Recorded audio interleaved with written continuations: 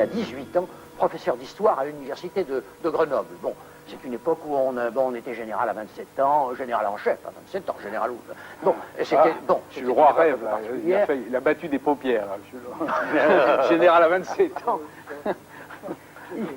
Il était donc historien et c'était un homme qui enseignait l'histoire ancienne à des étudiants depuis des années et pour qui tous les noms des rois égyptiens, des pharaons, des dieux étaient familiers. C'est-à-dire la moindre indication sonore ou linguistique qu'il voyait, ça éveillait en lui toutes des théories des théories de souverains d'Orient et notamment égyptiens. Donc et puis, je crois plus encore, ce qui est vraiment la qualité éminente de Champollion, c'était un artiste. C'était un dessinateur, un grand dessinateur. Il a d'ailleurs eu le même professeur de dessin au lycée de Grenoble que Stendhal, et c'était un homme donc, qui est capable de s'imprégner, de reproduire les hiéroglyphes, et de s'en imprégner et de goûter en cette écriture la beauté plastique qui est incomparable, qui est une chose magnifique. Un hiéroglyphe en soi, c'est une œuvre d'art. Il fallait être artiste pour les comprendre. Oui, mais il va découvrir les secrets de l'écriture sacrée des Égyptiens, non pas au pied des pyramides, mais en France. Et sur quel matériau? C'est ça qui est extraordinaire. Il y a les reproductions de la pierre de Rosette, car les Anglais ont gagné la guerre d'Égypte. Bon, ils ont fait des prises de guerre, et naturellement, pas plus bêtes que d'autres, ont senti que la pierre de Rosette était un élément capital, et l'ont emmené au British Museum. Donc, en France, Champollion travaillait sur des copies, mais enfin, il y avait de bonnes copies. Il a travaillé sur la pierre de Rosette, beaucoup comme d'autres d'ailleurs, qui étaient en concurrence avec lui. C'était le terrain de jeu, si on veut, la pierre de Rosette, où l'on marquait les points les uns contre les autres. Mais aussi, il a travaillé sur un certain nombre de pièces venues d'Égypte, notamment une aiguille de Cléopâtre qui lui a donné le cartouche dans lequel il a lu après ou en même temps que les Anglais le nom de Cléopâtre. Et puis surtout, un certain jour, le 14 septembre 1822, on lui a envoyé, il a reçu d'Égypte d'un ami les deux cartouches de Ramsès et de Toutmès qu'il a déchiffrés l'un par l'autre en échangeant les caractères communs entre les deux cartouches. Donc c'est moins par la pierre de Rosette, grâce à ces deux cartouches reçues d'Égypte, qu'il a eu l'illumination. Non, mais les documents sont quand même pas très nombreux qu'il a sous les yeux. C'est des papyrus, donc des reproductions de pierre.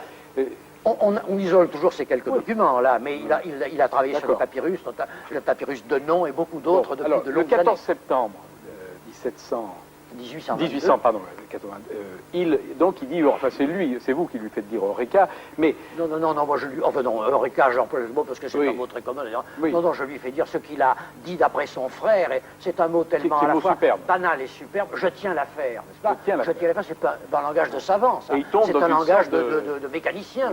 C'est ce qu'il y a de merveilleux, l'authenticité du mot, et qu'évidemment il a l'air très banal comme ça, il est merveilleux parce que c'est un mot apparemment banal. Oui, mais il ne faudrait pas croire aussi, enfin les téléspectateurs ne doivent pas croire qu'il y a une intuition géniale au dernier moment. Tout ça provient quand même des études, du travail, de la réflexion. De 15 ans d'études, presque ininterrompues, parce qu'en même temps, il a une carrière politique très agitée, il y a des périodes où il n'a pas pu travailler, où il a été revenir chez lui à Figeac, enfin, il a perdu un certain nombre d'années en raison de ses engagements et de sa fidélité politique, mais enfin, il a quand même travaillé une bonne douzaine d'années avant l'Eureka en question. Je veux dire, c'est que cette ultime intuition vient couronner 15 ans de travaux et de réflexion et d'analyse. C'est vraiment là, c'est la longue patience, vraiment. C'est absolument un grand génie. Bon, c'est vrai que c'est un sacré caractère. C'est fou, mais il a un méchant caractère, ce monsieur. C'est ça le caractère. Ah oui, alors, c'est un enthousiaste, c'est un homme magnifique, soulevé par l'enthousiasme, mais quand l'enthousiasme retombe, il retombe en amertume, il retombe quelquefois en cruauté, c'est vrai, oui. Il a été maltraité, mais il a lui-même maltraité. C'était beaucoup d'ennemis, etc. Mais en même temps, c'est un formidable pamphlétaire, un très mauvais poète, mais formidable pamphlétaire. Quand il en veut à quelqu'un, il est impitoyable dans le style. Il dit ce qu'il pense. Il dit pas mal de vacheries qui ne lui portent pas bénéfice d'ailleurs. Hein. Et on a surtout l'impression, moi j'ai l'impression que travailler comme ça, c'est fou. Hein. On a l'impression qu'il sentait qu'il allait mourir jeune. Hein. Parce que vraiment, pourquoi travailler comme ça? Et, oui, Jacques Berg. Ceux qui ont découvert il y a peu de temps la clé de l'alphabet minoen sont morts jeunes aussi. L'alphabet de la Crète a été découvert par deux jeunes savants britanniques qui sont morts également à 30 ans, après une découverte extraordinaire. Je ne sais pas si c'est par la méthode philologique de Champollion ou par une autre méthode, inspirée d'ailleurs une sorte d'utilisation de l'ordinateur, en fait. Mais ce sont les dieux qui se vengent et qui font mourir jeunes. Ils sont morts également jeunes, Voilà. en plein. C'est les dieux, ce sont les dieux, monsieur Berg, ce sont les dieux qui se vengent. Mais il y a de quoi dévoiler Isis. Dévoiler Isis. C'est d'abord une affaire d'homme. Oui, alors, chose quand... Il y avait une sensibilité bouillonnante, vraiment bouillonnante, hein, à côté de laquelle celle de Jules Roy apparaît presque de la frigidité, n'est-ce pas? Eh bien,